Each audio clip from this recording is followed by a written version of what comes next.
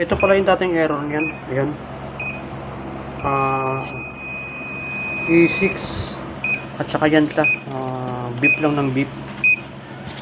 Wala siyang output, wala siyang nalabas. Kasi may error nga siya. E6. Ngayon, nahuli ko yung error niya kung paano gawin yan. PM lang po sa akin yung mga technician ng inverter na to. Ayan, goods na siya ngayon.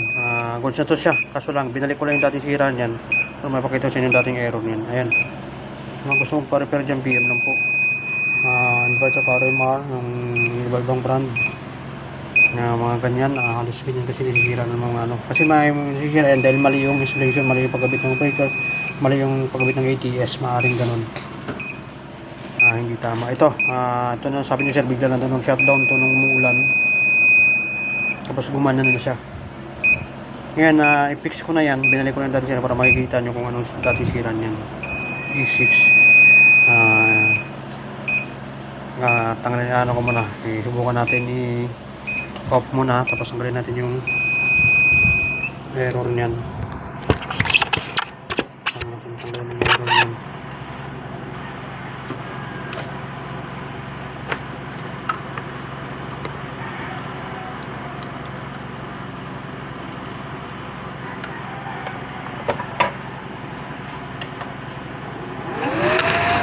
Ano natin ulit, nag-on na yung kanyang relay, tapos ayun na siya, wala nang error. 60 Hz.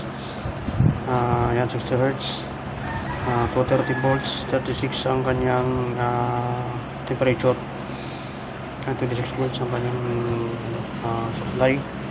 Yan, hindi siya tapos try natin kung may supply na yung niya, may supply na yung output niya.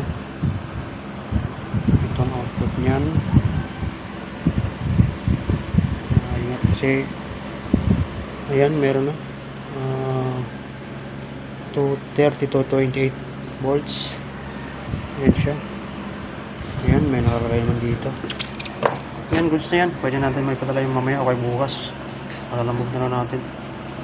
Goods na po yan. Nakuha ko na yung kanyang sira nito.